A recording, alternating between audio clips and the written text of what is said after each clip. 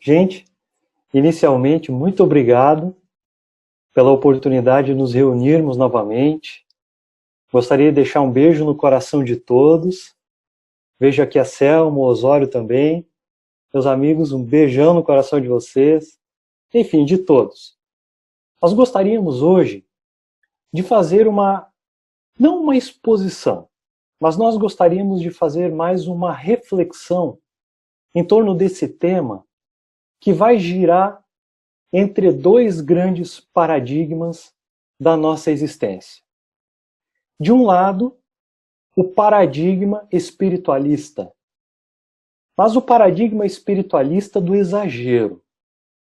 Aquele que olha a vida e compreende somente a existência do espírito, as suas necessidades, e vive somente como se fosse um espírito, uma alma, e deixa de lado tudo aquilo que não corresponda ao espírito. No outro extremo, o paradigma, então, do pensamento que nós chamamos de pensamento materialista. Aquele que acredita que tudo dimana da matéria. Até mesmo o pensamento é, na realidade, uma secreção da matéria. Uma secreção de um órgão que está no nosso corpo físico chamado cérebro. Dois grandes extremos que fizeram com que o pensamento humano e o nosso comportamento civilizatório se edificasse entre esses dois grandes extremos. O grande problema disso é que nós construímos uma corda entre esses dois extremos e passamos a palmilhar o caminho de um lado a outro, de acordo com aquilo que vem a ser conveniente para cada um de nós, em especial de acordo com as experiências que estamos vivendo. Nesse sentido, nós construímos o grande paradigma da nossa vida no bezerro de ouro. Não é à toa que ele está escrito no livro bíblico e demonstrou naquele símbolo material que o homem podia tocar, que o homem poderia ver, o símbolo daqueles que se perdem na materialidade, na horizontalidade da vida, e que tem os dois pezinhos no tal paradigma do pensamento materialista. Mesmo que o coração e a mente estivesse de acordo e desejasse o pensamento espiritualista, a ideia de algo que transcende a matéria, o parco mundo sensorial que apaixona o homem. Construímos entre esses dois extremos esta corda bamba, e nesta corda bamba, o bezerro de ouro a ser a nossa companhia. É por essa razão que Allan Kardec vai escrever lá na obra O Céu e o Inferno, no seu primeiro capítulo, Por Vir e o Nada, se não me falha a memória, no seu item 13, Allan Kardec diz textualmente para nós que o homem, no sentido de ser humano, é da sua natureza crer. Nós, seres humanos, cremos. Ou cremos na existência da alma, ou cremos na existência da matéria. Aqueles que acreditam na existência dos dois, fica perambulando então por esta corda e não se decide qual dos dois será a sua bússola orientadora. Mas Allan Kardec foi sutil na sua frase ao dizer que é da natureza humana crer. É claro, nós acreditamos. É impossível não nos relacionarmos na nossa vida social sem acreditar em alguma coisa. Nós acreditamos, desde as coisas mais simples até aquelas outras de maior monta. Por exemplo, nós acreditamos, quando vamos comprar aquele pãozinho francês na padaria, que o padeiro fez com os melhores ingredientes. Nós acreditamos que as pessoas irão se relacionar conosco com o melhor que elas podem dar de si mesmas. Nós acreditamos praticamente em tudo quando vamos nos relacionar no meio social. Mas também acreditamos em nós. Nós acreditamos em nós mesmos. Acreditamos que podemos ser hoje melhores do que ontem. O grande problema é que nesse processo de crença, vai dizer Allan Kardec no item citado, o ser humano crê de acordo com as suas necessidades intelectuais. Uma frase profundamente importante e que passa batido de nós espíritas.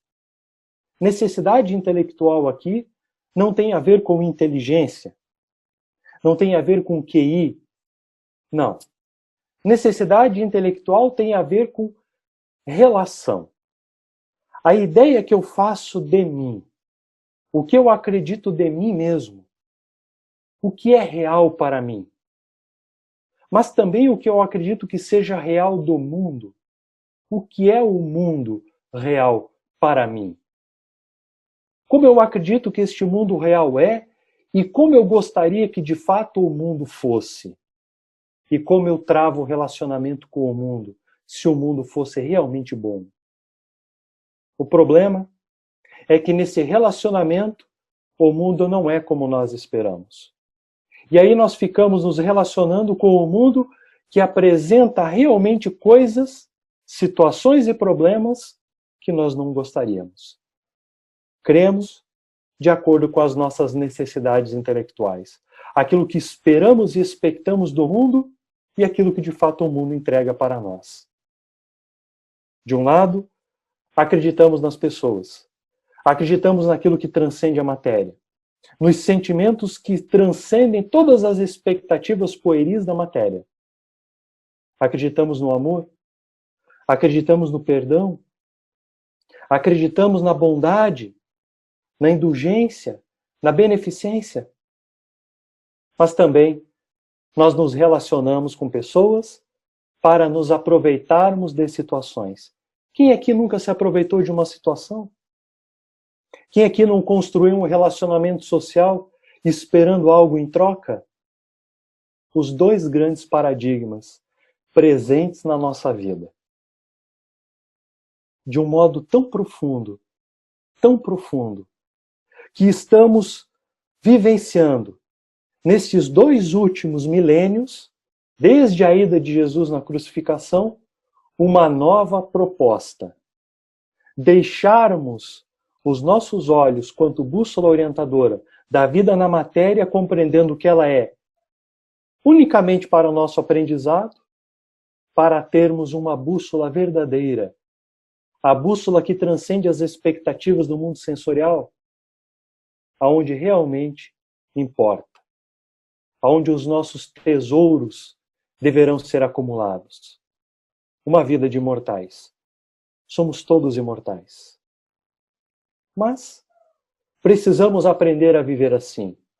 Em meio às situações que nós mesmos construímos do bezerro de ouro, é preciso agora, mais do que nunca, vivenciarmos a realidade como não sendo materiais, como não sendo matéria, mas alguém que habita um corpo material.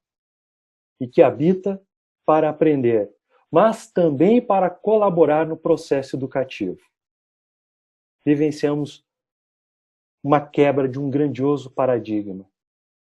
A deixarmos de lado aquilo que pensamos de nós para nos melhorarmos. A deixarmos de lado aquilo que nós gostaríamos que o mundo fosse, para realmente vivenciarmos como o mundo é e implementarmos, através das nossas mãos, um mundo melhor. Uma sociedade mais edificada, mas que, claro, tem o fundo nascedouro a partir das nossas mãos. Não há uma sociedade melhor e mais justa sem o trabalho da moral. E a própria palavra moral já diz, moral é meu. Parte de mim, Fábio. Parte da Marli. Parte da Fernanda. Da Selma, do Osório. De todos nós.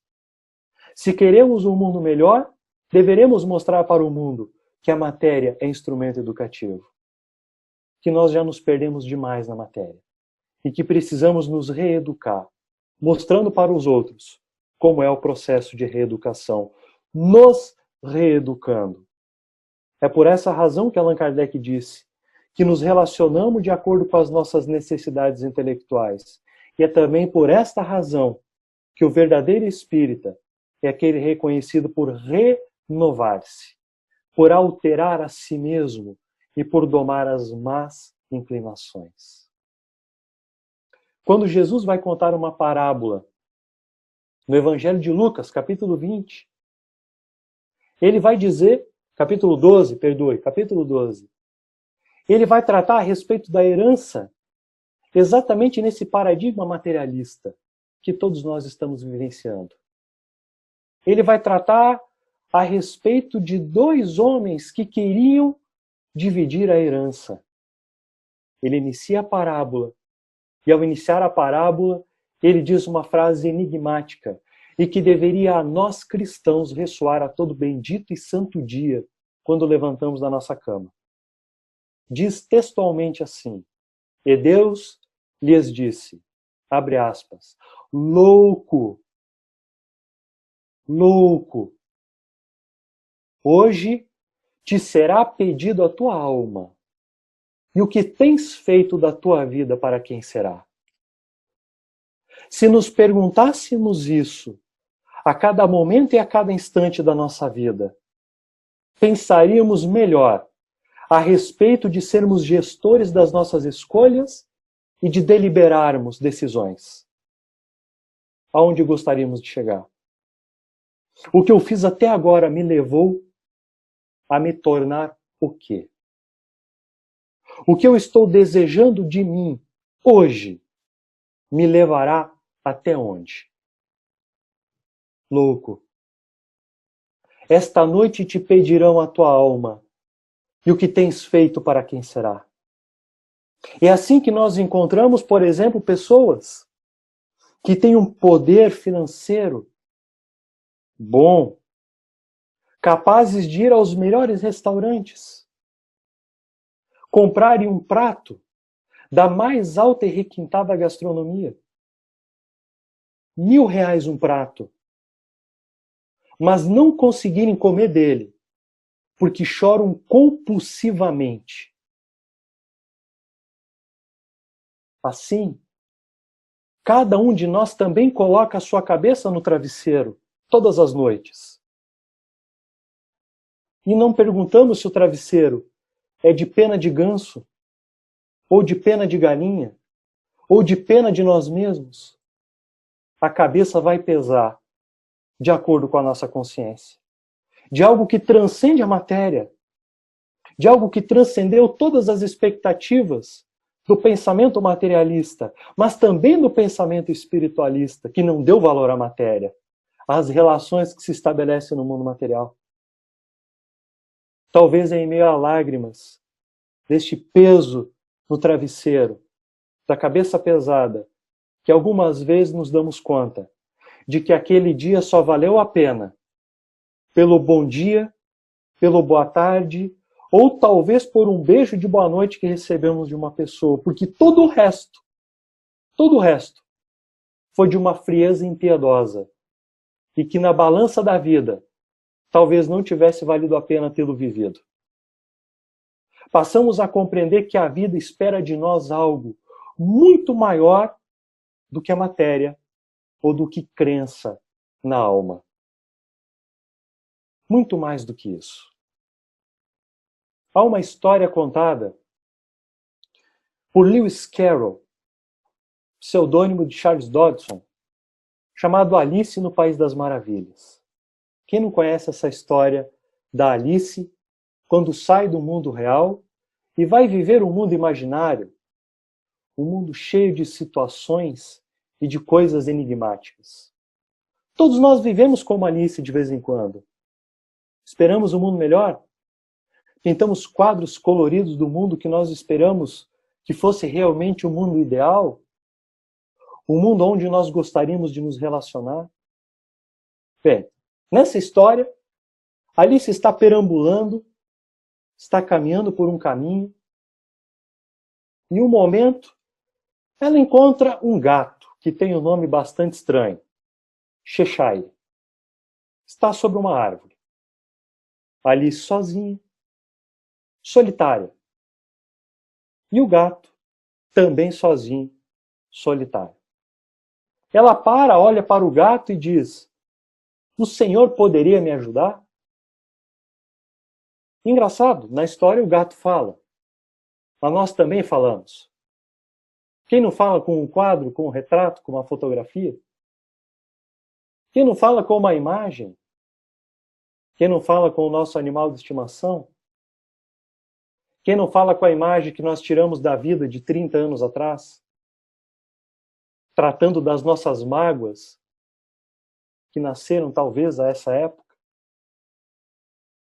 Ela fala com o gato e o gato responde: pois não, o que tu desejas? Aí ela pergunta: olha, eu gostaria de saber aonde este caminho que eu estou trilhando irá dar. Aí o gato responde: olha, eu vou te fazer uma pergunta. Aonde você quer ir? Alice abaixa a cabeça, pensa, pensa e diz: olha, para qualquer lugar.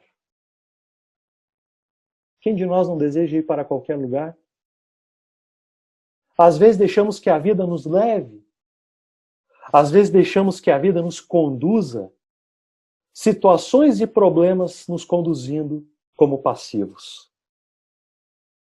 A vida se esvaindo pelas nossas mãos, como areia seca que escorre entre os dedos. Quando percebemos, o chão se perde. Nos vemos sem chão, num completo desespero.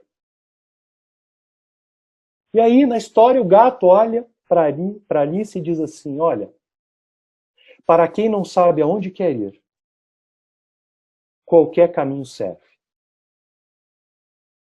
Um gato disse isso. Quando nós olhamos para nós, em nessas inúmeras situações, talvez recebemos a mesma resposta. Para quem não sabe aonde quer ir, qualquer caminho serve. E assim nós nos apaixonamos pela matéria. Assim nós espíritas nos preocupamos muitas vezes com o nosso próprio corpo, em demasia. Não dando valor digno que deveria dar, mas dando valor àquilo que não deveria. Assim começamos a construir o nosso corpo como se fosse um verdadeiro mausoléu adornado, bonito aos olhos, mas como sepulcro caiado por dentro. Apresentamos um sorriso, mas por dentro, falas que não deveriam acontecer a respeito dos nossos irmãos que nos buscam em meio às suas inúmeras dificuldades. Qualquer caminho basta para quem não sabe onde quer ir. E assim nós, espíritas, também nos apaixonamos por conteúdos que já não dizem mais e não condizem mais com aquilo que nós deveríamos buscar para a nossa vida. Assim passamos a ler qualquer coisa e a extrair dessas qualquer coisas diretrizes seguras para que as nossas verdades talvez não sejam destruídas. Porque, claro, Kardec estava certo. Nós cremos de acordo com as nossas necessidades. E essas necessidades falam alto em nós. Falam tão alto em nós que faz com que nós venhamos a ficar como cegos. Por isso Jesus disse: louco, louco. Agimos como loucos. Loucos desvairados. Curiosamente, essa história de Alice, nesse diálogo depois com o gato, continua. E o gato diz para ela: você sabia, Alice, que nós somos como loucos? Olha que curioso, como loucos. E ela diz: por que louco? Ele diz: olha, você está agindo como louca, e eu também como louco. E aí trava um diálogo demonstrando para ela que nós realmente agimos como loucos. É claro que aqui é uma hipérbole, uma linguagem de exagero, mas quantos de nós busca a casa espírita desejando terceirizar o trabalho? O trabalho espiritual que deveria acontecer por dentro, para que os espíritos o façam por nós. É claro, é digno pedir ajuda. Devemos pedir ajuda. Devemos. Mas o trabalho só será feito por nós. As inúmeras obras literárias, mediúnicas do Espiritismo nos mostram isso. Os espíritos ajudando, colaborando. Mas chega uma hora que não dá. Chega uma hora que é preciso que venhamos a sentir a dor cada vez mais pesada, para nos darmos conta de que precisamos transcender as expectativas do nosso corpo material e havê-lo como instrumento. Benfeitor Emmanuel escreveu, no ano de 1954, no dia 3 de outubro, uma data bastante interessante e curiosa, a data de 150 anos do nascimento de Allan Kardec, o prefácio da obra Nos Domínios da Mediunidade. Prefácio de uma obra de André Luiz. E ele vai dizer assim, que os materialistas vão perder o paradigma do materialismo por falta de matéria. E é o que os cientistas estão descobrindo. Quanto mais cavam na matéria, mais descobrem que a matéria não pode ser palpável. Não conseguimos tocar mais a matéria. Aquilo que chamamos de matéria é ilusão. Por exemplo, se nós pegássemos o planeta Terra, tirássemos todos os espaços intramoleculares e intratômicos, ele seria reduzido ao tamanho de uma cabeça de alfinete. E nós pensamos que matéria é isso que nós pegamos. Emmanuel vai dizer isso em 54. E aí ele termina sua fala dizendo assim, embora os confrontos políticos e sociológicos dos países e das nações, os grandes cientistas, estão fazendo o seu trabalho nos laboratórios para trazer dignidade ao homem. Por quê? O futuro pertence ao espírito. Claro, o futuro pertence ao espírito. E é o que nós estamos percebendo hoje. Estamos percebendo em meio a todo esse processo pandêmico que devemos dar valor àquilo que não estamos vendo no espelho, mas que fala com uma voz poderosa ao nos vermos no espelho. Quem eu sou? Quem eu gostaria de ser? O que eu estou fazendo de mim está me levando até onde? O futuro pertence ao espírito. Mas eu gostaria de fazer uma pergunta. Mas é uma pergunta para que todos pensem. Em meio a tudo isso, em meio a todos esses paradigmas de alma espiritualista e paradigma da matéria, e nós tentando nos encontrarmos, muitas vezes não damos valor à nossa vida. Não damos valor a nós mesmos. Às vezes, outras, damos um valor excessivo, achando que pessoas dependem de nós. Depende daquilo que decidimos e deliberamos. Se pudéssemos, por um instante sequer, nos retirarmos da vida, não estou falando em desencarnar, se pudéssemos nos retirar da vida e nos transformarmos em espectadores de nós mesmos, como se não estivéssemos mais na vida, apenas enxergando a nossa vida de longe e as pessoas que nos relacionamos. A pergunta é, que falta eu faria? Que falta eu faria para as pessoas que eu amo? Porque tudo que eu fiz entre espírito e matéria cabe nessa pergunta.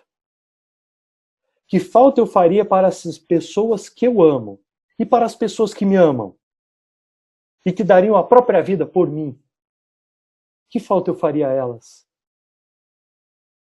Que falta eu faria para o meio social que eu me encontro? Para o meio profissional? Que falta eu faria? Talvez para as pessoas que não me conhecem. Muitos de nós, no primeiro momento, teriam o ímpeto e o impulso de dizer, não faria falta nenhuma. Naquela postura de falsa humildade. Achando que eu não tenho serventia e que outros podem fazer o trabalho que eu estou fazendo. Uma postura falsa de humildade e que precisa uma grande introspecção, uma viagem interior para quebrar o homem velho e construir um homem novo e compreender que faríamos toda a falta do mundo. Mesmo para pessoas que não nos conhecem. Mesmo para pessoas que não nos conhecem. Imaginemos para o meio profissional e social do qual estamos vinculados. Imaginemos para as pessoas que nos amam e que nós amamos. Faríamos Toda a falta do mundo. Para não ficar num sentido muito filosófico, eu vou ilustrar. Porque eu já quero encaminhar para finalizar a reflexão e costurar tudo isso. Diziam os cientistas da área da cosmologia, até 2 ou 3 anos atrás, que nós deveríamos ter, no máximo, 200 bilhões de galáxias no universo conhecido. Fizeram um modelo de probabilidade e eles diziam que não pode passar disso. Erraram. Viram um erro de cálculo no seu modelo de probabilidade. Agora, eles estão dizendo que pode entender a trilhões de galáxias, no mínimo. E há um grupo que está dizendo que deverá chegar aos quintilhões. Bem, para nós contarmos de 1 até 1 quintilhão, eu vou demorar 32 bilhões de anos ininterruptos. 2 vezes a idade do universo conhecido. Quer dizer, não tem nem tempo para contar. É inimaginável o tamanho disso tudo. Agora, de todas essas galáxias, tem uma, chamada Via Láctea, a nossa. 100 mil anos-luz de um extremo até outro. Pequena. Ali num bairro retirado, num beco, tem um sistema solar que é o nosso, pequeno, com uma estrela de terceira grandeza, pequena, e um planetinha pequeno, chamado Terra. 3 milhões de espécies catalogadas nesse planeta. Uma delas tem quase 8 bilhões, vamos arredondar, que é o ser humano. Uma espécie de 3 milhões é o ser humano. Eu sou um disso tudo. A Marli é uma, a Selma Osório é outro. Nós somos um disso tudo. Por que nós achamos que somos o centro moral e intelectual e que temos razão sobre a realidade que transcende a tudo? O que nos leva a crer nisso? Isso nos chama a uma postura de profunda humildade diante da vida e diante da própria matéria. Mas agora, se eu alterar o foco e disser assim, imaginemos que toda essa criação seja um grande jardim. Um jardim. Onde todas essas galáxias, planetas, nebulosas são flores. Flores. Eu sou uma flor, os amigos são outras. Não há nenhuma flor igual a outra. Por mais parecida e semelhante que sejam, elas têm uma diferença. Somos todos diferentes. Somos como uma flor nesse jardim. Se eu existo, se você existe, não podemos conceber um Pai de absoluta inteligência que nos tenha dado a vida, a liberdade de pensar e de raciocinar, para ficarmos inertes e não termos valor algum. Temos um profundo valor. Cada flor tem um aroma especial e diferente da outra. Por mais parecido que seja, elas diferem um pouco. Ele espera, ele expecta que o meu perfume saia pelo ar. Ele não espera que tome tudo, porque a brisa que vai levar para longe é por conta dele. Mas ele espera que o meu perfume venha perfumar onde eu estou. Então é claro que eu faria falta. Toda a falta do mundo. Então o paradigma da matéria, o paradigma do pensamento espiritualista, precisa fazer sentido para mim. Eu preciso dar sentido a me ver como alma. E eu preciso dar sentido a ser uma alma e estar num corpo, para viver uma experiência chamada encarnação. Porque senão, a noite vai chegar e seremos chamados. E o que temos feito da vida, para quem será? O futuro pertence ao espírito. O problema é que o futuro está começando no presente. Estamos todos convidados a quebrarmos esses paradigmas, iniciando por nós. Que Deus tenha misericórdia e nos dê muita força para que, em meio a esse tumulto que estamos vivenciando, venhamos a ser de fato espíritas e cristãos, como Ele espera que sejamos.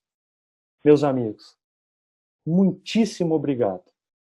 Eu espero que essa reflexão, de algum modo, tenha sido útil para cada um dos corações.